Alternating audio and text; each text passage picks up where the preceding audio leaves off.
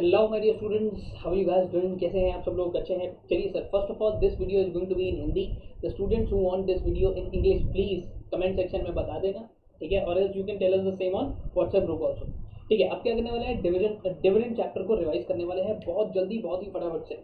Paper वाले time पे काम आना चाहिए, ऐसे बहुत सारे चैप्टर्स और डालने वाला हूँ, तो स्टे ट्यून्ड। सबसे पहले सर, डिविडेंड क्या होता है? डिविडेंड का मतलब है यार, बहुत सारे बच्चों ने क्लास में देखा होगा कि लोग क्या करते हैं, पैसे दे देते हैं किसी को, पैसे किसी को दे दिए, ब्याज आ रहा है भाई, उनका ब्याज बट्टे का काम है, कहते हैं ना ऐसे। तो ब्याज जो आ रहा है वो क्या है? Return on investment. किसी को घर दे दिया रहने के लिए, किराया आ रहा है, क्या है? Return on investment. ऐसे ही अगर किसी इंसान ने शेयर्स में पैसे लगाए हैं, पैसे लगा दिए ना, अब जो रिटर्न आएगी उसको क्या कहते हैं? उसको कहते हैं डिविडेंड, ठीक है? उसको क्या कहते हैं? डिविडेंड कहते हैं। डिविडेंड की कोई भी टर्म जो है वो डिफाइंड ही नहीं है ऐप के अंदर, तो डेफिनेशन तो भूल जाओ। हमेशा से ही मैंने आप लोगों को बताया है कि सारी की सारी डेफिनेशन कहाँ मिलती है? सेक्शन नंबर 2 में। Very simple, section number two में सारी डेफिनेशन है। और ये आसानी से नहीं पूछता है। डिविडेंड का मतलब है इंटरिम डिविडेंड। अब इंटरिम डिविडेंड क्या होता है सर? फाइनल डिविडेंड क्या होता है? फाइनल डिविडेंड का मतलब होता है असली डिविडेंड जो आपको मिलने वाला है। दैट मीन्स जो बोर्ड ऑफ डायरेक्टर्स प्रपोज करेंगे और शेयर होल्डर्स फाइनलाइज करेंगे सीधा सीधा एनुअल जनरल मीटिंग पर। ध्यान रखना, बोर्ड ऑफ डायरेक्टर्स ने प्रपोज करा और फाइनल किसने करा? शेयर होल्डर्स ने। कहा? एनुअल जनरल मीटिंग पर। पर सर इंटरिम डिविडेंड क्या होता है? इंटरिम डिविडेंड का मतलब है कि भैया जो बोर्ड ऑफ डायरेक्टर्स ने फाइनल कर दिया कि यार इस साल बहुत कमाई हो रही है, एक काम करते हैं, शेयर होल्डर को इंटरिम डिविडेंड दे देते हैं। तो इंटरिम डिविडेंड की और बात करूं, any dividend which is declared between two AGMs, दो एजीएम्स के बीच में जो डिविडेंड डिक्लेयर किया जाता है उसे इंटरिम डिविडेंड कहते हैं। सुपर क्विक तरीके से चल रहे हैं, इसलिए ज्यादा एक्सप्लेनेशन नहीं, पढ़ा होगा आपने पहले, उसी को रिवाइज करेंगे, ठीक है? Propose and finalise by board of directors. Board of directors ने ही डिक्लेयर किया, उन्होंने ही फाइनल कर दिया। फाइनल डिविडेंड में क्या है? बोर्ड ऑफ डायरेक्टर्स प्रपोज कर रहे हैं, पर फाइनल कौन कर रहा है? शेयर होल्डर्स फाइनल करेंगे एनुअल जनरल मीटिंग के अंदर। सर अब डिविडेंड है क्या? डिविडेंड का मतलब है कंपनी ने जितना भी पैसा कमाया, आपने शेयर्स खरीदे, कहाँ लगाए? कंपनी में। अब कंपनी ने जितनी भी, शेयर होल्डर कौन है? मालिक है। सर तो कंपनी ने मान लो पूरे साल के अंदर 35 करोड़ रुपीज कमाए। डिविडेंड की डेफिनेशन क्या है? जल्दी बोलो। सेक्शन 2 सब सेक्शन 35, सारी डेफिनेशन सेक्शन नंबर 2 के अंदर है। कंपनी ने 35 करोड़ रुपए कमाए। कितने? 35 करोड़ रुपीज कंपनी ने कमाए। तो कंपनी शेयर होल्डर को कुछ तो देगी, शेयर होल्डर ओनर है ना, उसको कुछ तो मिलेगा। तो बस, share in profit of company is dividend. किसको देते हैं? शेयर होल्डर को। किस प्रोपोर्शन में देंगे सर? क्या सबको बराबर दे देंगे? नहीं नहीं नहीं, in proportion to paid up share capital. किसने कितनी पेड अप शेयर कैपिटल दी है उसके हिसाब से उस बंदे को डिविडेंड दिया जाएगा। मूविंग है सर, आगे चलते हैं, इतनी बात को समझ में आ रहे होंगे, जल्दी चलेंगे, जल्दी फटाफट। अब सबसे पहली बात, कैसे देना है? In proportion to paid up share capital. अगर किसी इंसान ने 10 रुपए का शेयर लिया है और उसके बदले में उसने 7 रुपीज उसने पेड अप दिए हैं, या कंपनी ने मांगे ही 7 रुपीज, तो उसने 7 रुपए दे दिए, तो सर उसी प्रोपोर्शन में देंगे। जिसने 10 रुपए दिए हैं उसको 10 रुपए के हिसाब से देंगे, ठीक है? अब एक बात बताओ सर, ये तो डिविडेंड डिक्लेयर करना जरूरी थोड़ी है, हमारी मर्जी है, दें या ना दें। प्रॉफिट हो गया, नहीं देना चाह रहे हम, मत दो, कोई बात नहीं, मत दो, कोई बात नहीं। कह रहे सर बस डिक्लेयर मत करना, बोलना मत कि हम देंगे। ये ऐसा डिविडेंड ऐसा है कि एक बार आपने बोल दिया कि हम देंगे तो वो आपके पीछे लग जाएगा। एक होता है ना दोस्त की, भाई चल ठीक है मैं तेरे को दे दूंगा, वो पीछे ही पड़ जाता है। फिर कह रहा ऐसे ही है सर, बस डिक्लेयर मत करना। अगर आपने डिक्लेयर कर दिया तो ये बिल्कुल एक डेट बन जाता है। डेट कैसे? जैसे इंटरेस्ट है, देना ही पड़ेगा, बस बोलना मत। एक बार बोल दिया कि हम देंगे, बोल दिया कि हम देंगे तो देना पड़ जाएगा सर। कह रहा मैंडेटरी नहीं है डिक्लेयर करना, आपकी मर्जी है दो, आपकी मर्जी है मत दो, पर बोलना मत, बोलना मत। अगर बोल दिया तो देना पड़ेगा। सर डिविडेंड क्या है? Share in profit. इंटरेस्ट क्या है? Charge against profit. Sir profit हो या ना हो, देना ही पड़ेगा। डिविडेंड कब देना है? जब प्रॉफिट होगा तो उसका है एक हिस्सा तुम्हारे को दे दूंगा, भैया ठीक है बहुत बढ़िया कमाई हुई है, ये लो 10 रुपए तुम भी रख लो, ठीक है? मेरे को बहुत बहुत अच्छी कमाई हुई है, एक काम करो, तुम दोनों के दोनों 35 रुपीज रख लो। Section 2 sub section 35 dividend. अब यहाँ पर किसको देते हैं हम? इंटरेस्ट किसको देते हैं सर? डिबेंचर होल्डर को दे देते हैं, बैंक से जिससे लोन लिया होगा उसको दे देंगे, डिपॉजिट होल्डर को दे देंगे, यस। पर डिविडेंड किसको देंगे? इक्विटी शेयर होल्डर को और प्रेफरेंस शेयर होल्डर को। प्रॉफिट में से दिया जाता है ये। अब इंटरेस्ट तो इंटरेस्ट है, चाहे कमाई हो या ना हो। कोरोना का टाइम चल रहा है सर, कमाई हो या ना हो, चाहे कंपनी को एसेट बेच के ही देना पड़े, देना है, देना पड़ेगा, देना पड़ेगा। डिविडेंड और इंटरेस्ट में यही सबसे बड़ा डिफरेंस है।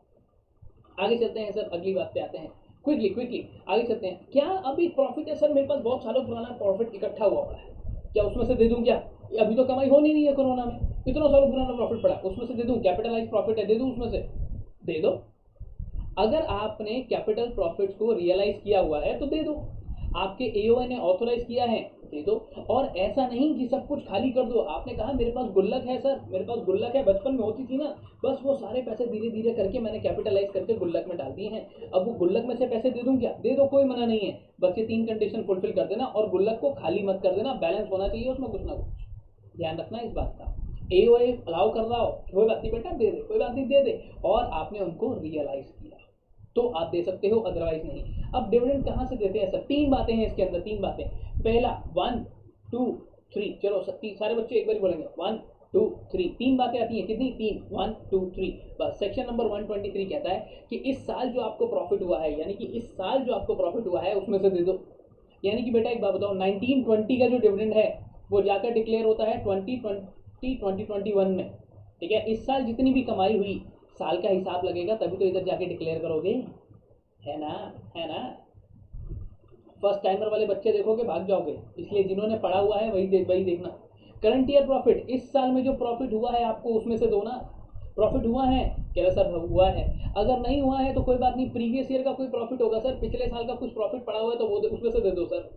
कह रहा अच्छा अच्छा अच्छा, कह रहा वो भी नहीं है। कह रहा अरे अरे अरे, प्रॉफिट की तो शक्ल ही नहीं देखी है 2 साल से, घाटे में चल रहे हैं, कहाँ से दें? कह रहा कोई बात नहीं, सरकार ने कहा चल ले तू, थोड़े पैसे ले, तू ले, तू दे, डिविडेंड दे।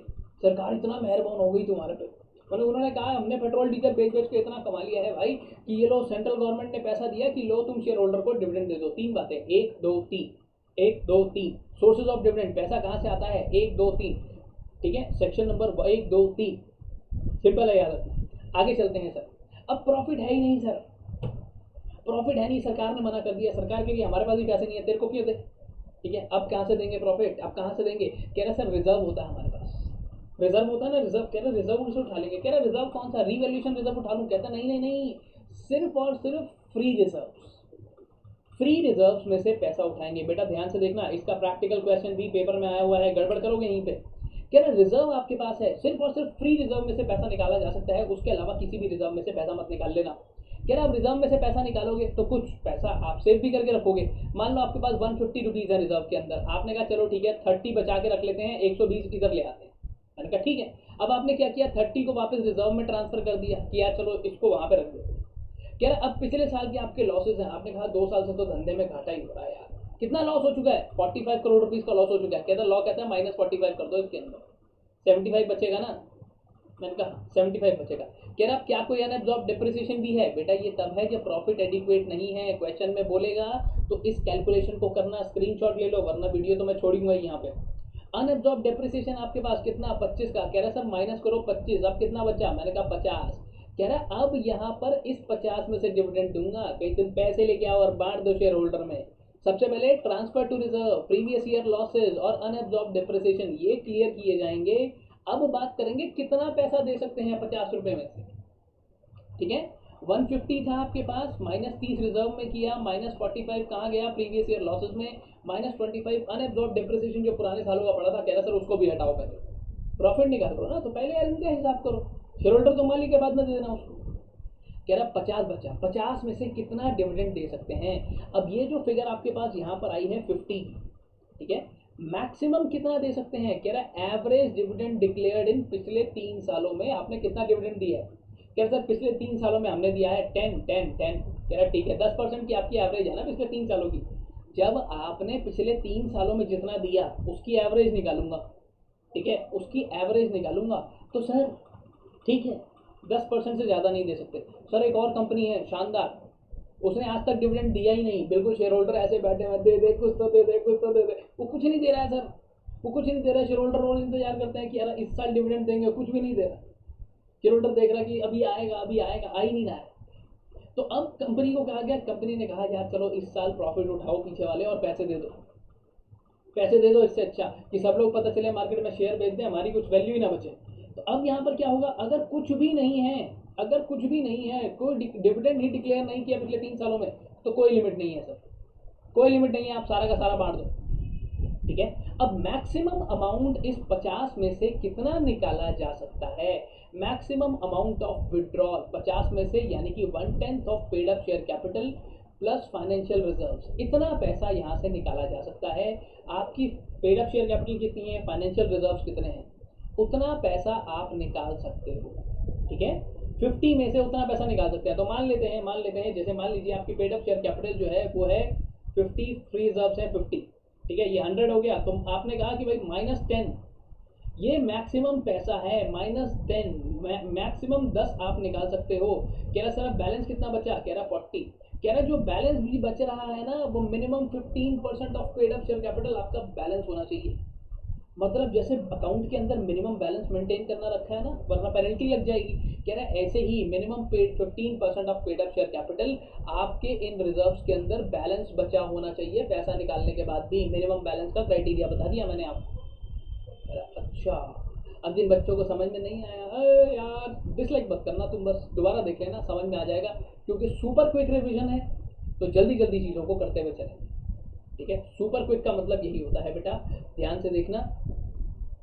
उप्स उप्स उप्स उप्स उप्स, कितने गए हैं, तंग कर रहे हैं।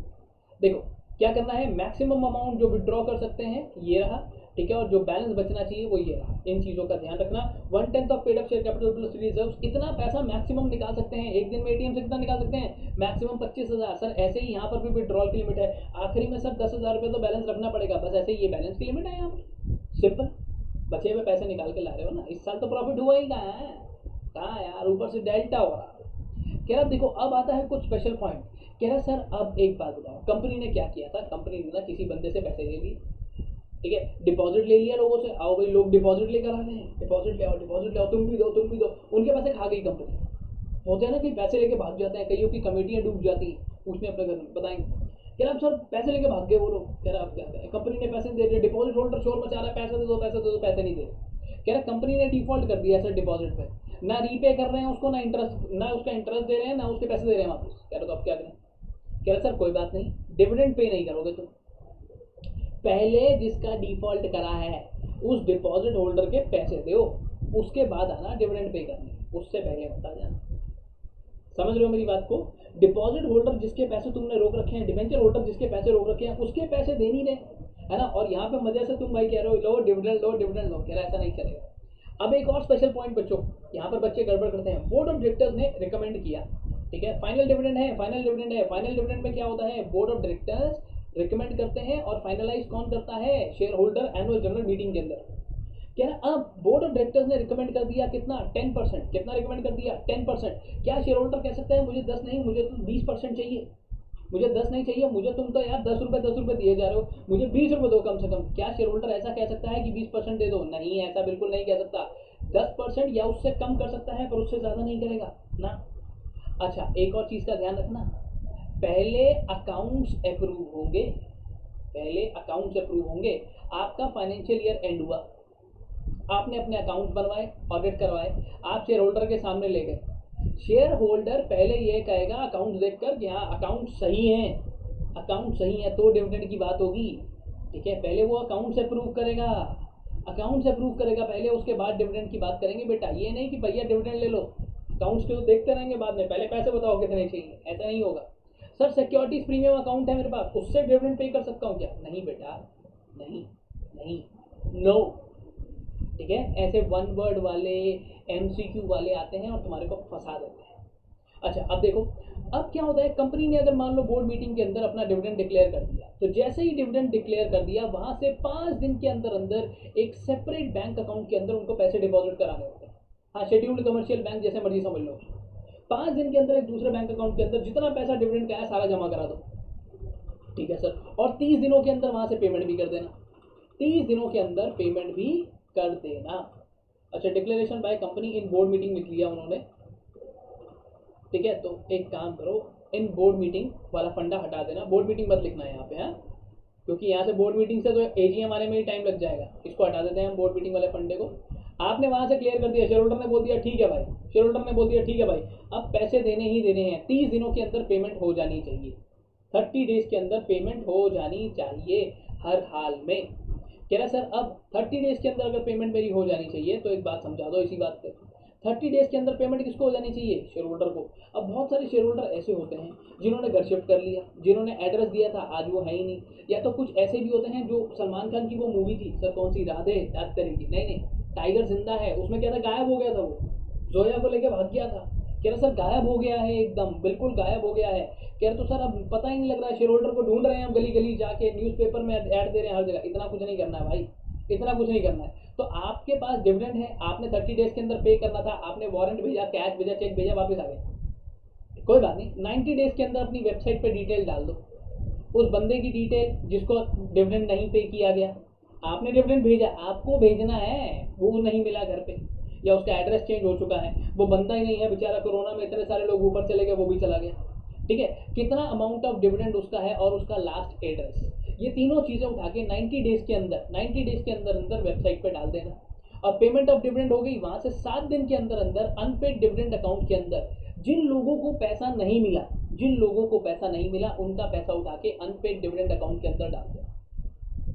कितने दिन में? 30 डेज जैसे ही खत्म हुए, 30 डेज जैसे ही खत्म हुए वहां से 7 डेज के अंदर अंदर ये काम कर देना, पैसा अनपेड डिविडेंड अकाउंट में चला जाएगा। उस अनपेड डिविडेंड अकाउंट में वो पैसा पड़ा रहेगा, पड़ा रहेगा, पड़ा रहेगा 7 साल तक, 7 साल, 7 साल तक, 7 ईयर्स तक। ऐसे ही वो सलमान खान की मूवी में भी ये था।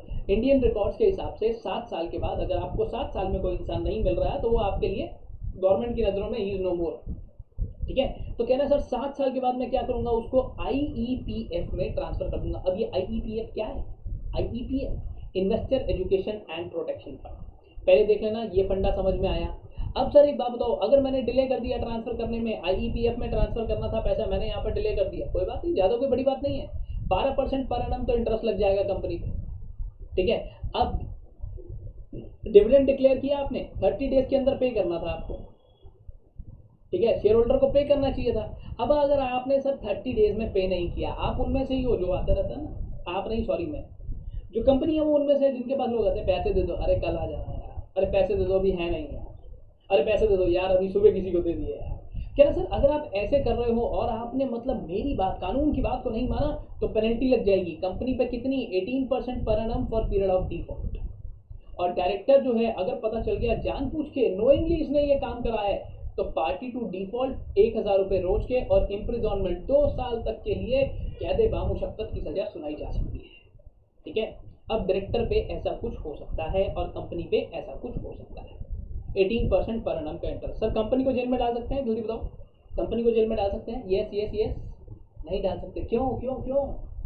क्या कंपनी नहीं हो सकती ऐसे कि कंपनी बस में बैठ के कभी जा रही हो, तुमने देखा अरे वाह आज मैंने बस में रिलायंस को देखा, अरे तेरे को पता है आज टाटा इंडस्ट्रीज मेरे साथ खड़ी थी यार मेट्रो में, हाँ, ऐसा नहीं होता, क्यों? आर्टिफिशियल पर्सन है, सिर्फ किताबों में है, असलियत में ऐसा कुछ नहीं है।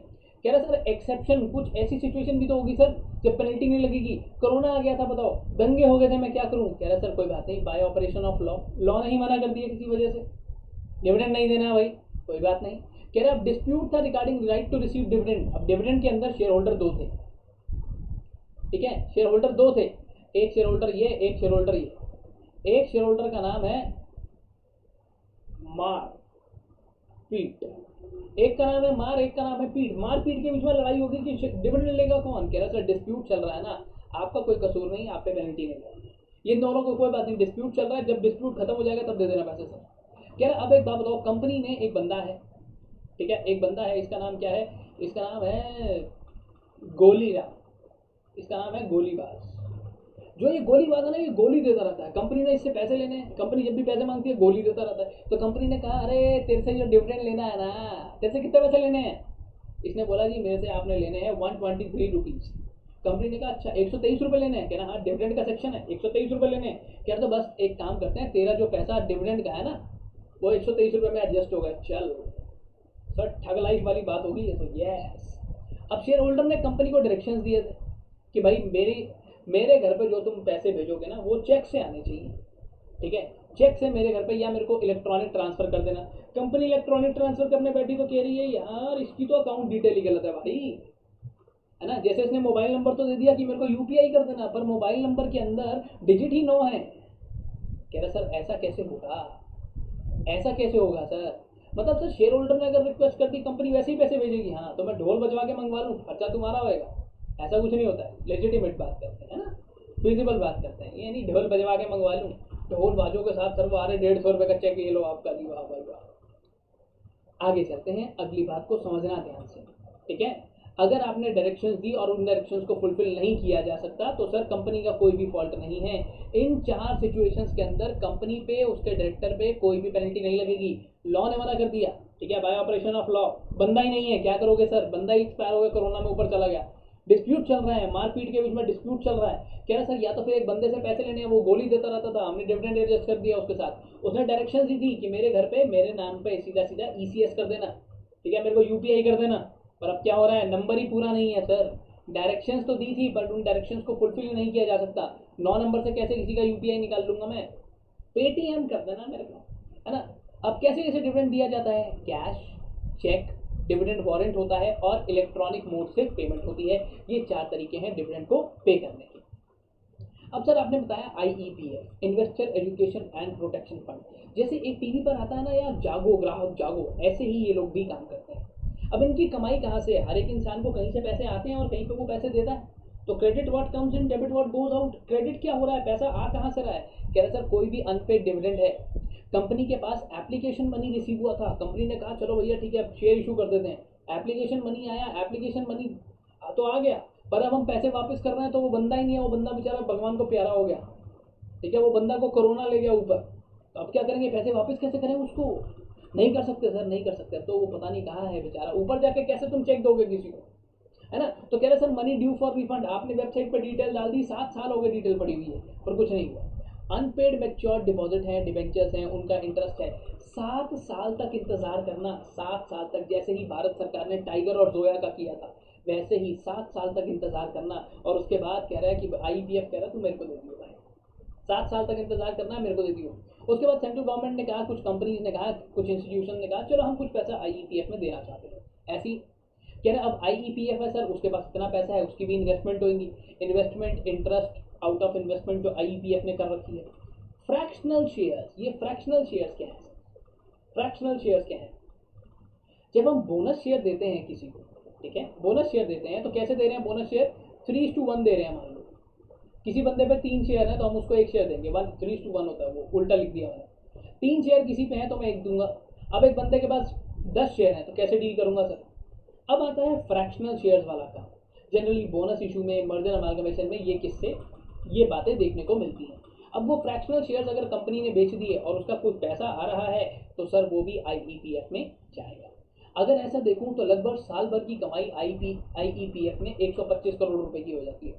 125 करोड़ रुपए की कमाई हो जाती है वहाँ। हाँ, कितनी? 125 करोड़ रुपए। कितनी? 125। सेक्शन नंबर 125 था, मेरे को 125 करोड़ से कोई मतलब नहीं।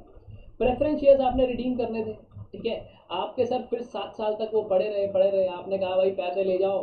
कंपनी के पास आजकल आईएसआईएन नंबर है, कंपनी ने शेयर कैंसिल कर दी है, डिटेल वेबसाइट पे पड़ी है, ठीक है, कोई आ ही नहीं रहा है पैसे लेने के लिए। तो 4 बातें हैं जिनमें 7 साल इंतजार करना है, 1, 2, 3 और ये 4, ठीक है। इन 4 बातों में 7 साल तक इंतजार करना, उसके बाद किसी की इंतजार करने की जरूरत नहीं है, पैसा आईईपीएफ में डाल देना। पर बेटा अगर मैं बात करूं इन 3 पॉइंट्स की, तो इसमें कोई 7 साल तक इंतजार नहीं करना है, इसमें कोई वेटिंग टाइम नहीं है, सीधा जाओ और पैसे दे दो, ठीक है। जो भी ग्रांट आ रही है कहीं से भी कैसे भी कोई बात नहीं। कह रहा सर यहाँ पे कोई 7 साल का टाइम पीरियड नहीं है, सिर्फ ऊपर के 3 पॉइंट्स और लास्ट का 1 पॉइंट, इसमें 7 ईयर्स का टाइम पीरियड है, यहाँ पर लिखा हुआ मैंने बड़ा बड़ा, इसके अलावा कहीं भी नहीं है, ठीक है। हमारी कंपनी में 125 शेयर्स ऐसे थे जिनके पैसे, 125 लोग ऐसे थे जिनके जो एड्रेस थे वहां पास नहीं थे, पैसा चला गया आईपीएफ में। कितने लोग थे? 125, सेक्शन नंबर 125। अब सर खर्चा कहाँ करूंगा, इतना पैसा आ रहा है कहीं तो उड़ाऊंगा सर। कह रहा हाँ, कह रहा कोई बात नहीं। आईईपीएफ ने कहा कि कोई बात नहीं सर, कोई बात नहीं, आप रिलैक्स रहो। आपने जो एप्लीकेशन मनी आपके पास आया था, अनक्लेम डिविडेंड आपके पास आया था, मैच्योर डिपॉजिट थे, मैच्योर डिवेंचर्स थे, लोग आपके पास नहीं आए, 7 साल के बाद घूम के आ गए दूसरी मूवी के अंदर, है ना। कह रहा ऐसा भी हो सकता है। गवर्नमेंट कह रही है कोई बात नहीं, हम एक अथॉरिटी बना देंगे और वो अथॉरिटी से वो लोग रिफंड लेंगे। कह रहा अच्छा, कह रहा investor education and protection, investor को जागरूक करेंगे धीरे धीरे, ताकि ऐसे दोबारा से अरशद मेहता ना आ जाए कोई, है ना, कपत्ते इन्वेस्टर फंस जाए।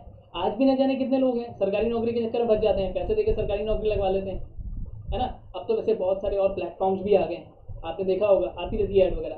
कह रहा सर अब अगर किसी बंदे ने क्लास एक्शन ले लिया सेक्शन नंबर 245 में या सेक्शन नंबर 37 के अंदर किसी ने एक्शन ले लिया, तो जितना भी लीगल खर्चा हुआ है उसकी रिम्बर्समेंट।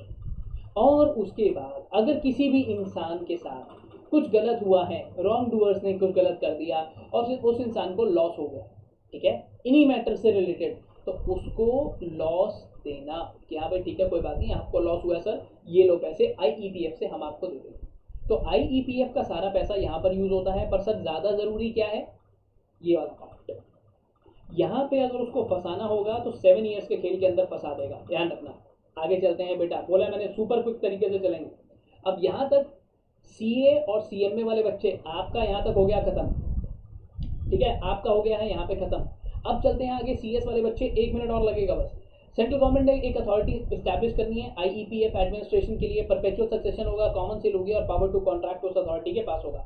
अथॉरिटी में कौन कौन होगा, चेयरपर्सन, 6 मेंबर, सीईओ और एक एग्जीक्यूटिव डायरेक्टर, एक आरबीआई से अपॉइंट होगा, एक सेबी से अपॉइंट होगा।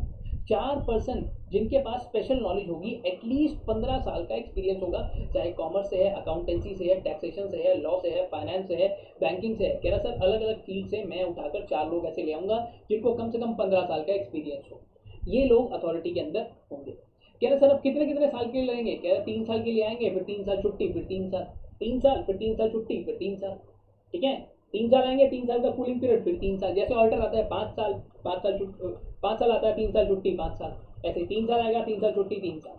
कह रहा सर अच्छा अगर कोई बहुत ज़्यादा बुजुर्ग हो गया है तो 3 साल या 65 साल की एज, जो भी जल्दी हो जाए।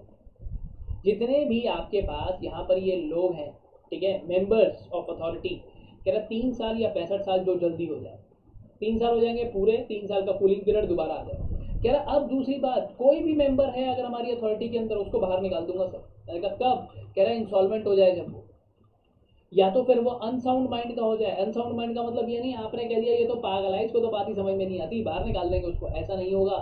कोर्ट ने डिक्लेयर किया हो, वरना आप लोग तो मुझे भी पागल बोल दोगे कि ये पागल है, इसको हटाओ भाई, क्या पढ़ा रहा है, इतनी जल्दी जल्दी चला है। Convicted by court of an offence, उस इंसान को किसी भी ऑफेंस के अंदर, चाहे मोरल टर्पिट्यूड ही क्यों ना हो, जिन बच्चों को मोरल टर्पिट्यूड नहीं पता, 6 महीने से कम की सजा मोरल टर्पिट्यूड होती है। एब्यूज दिस पोजीशन, जिसने अपनी पोजीशन, अपनी पावर का गलत फायदा उठाया हो और पब्लिक इंटरेस्ट के अगेंस्ट चला गया हो सर, मतलब पैसा देना किसी और को, अपने दोस्तों को मार दिया हो। कह रहे नहीं ऐसा नहीं चलेगा, मीटिंग कम से कम क्वार्टर में एक, क्वार्टर में यानी कि 4 महीने में एक, और साल में कम से कम 4, मैक्सिमम गैप 120 दिन का बोर्ड मीटिंग वाला ही बनना है। Thank you so much. जल्दी चलाई है, जानबूझ कर जल्दी किया है, सो दैट आप लोग जल्दी से इसको कवर कर लो, एग्जाम्स टाइम पे काम आएगा, ठीक है। Thank you so much, stay tuned, आगे भी ऐसे चैप्टर्स आते रहेंगे। Stay tuned, bye bye, take care of yourself, keep learning, keep growing, bye.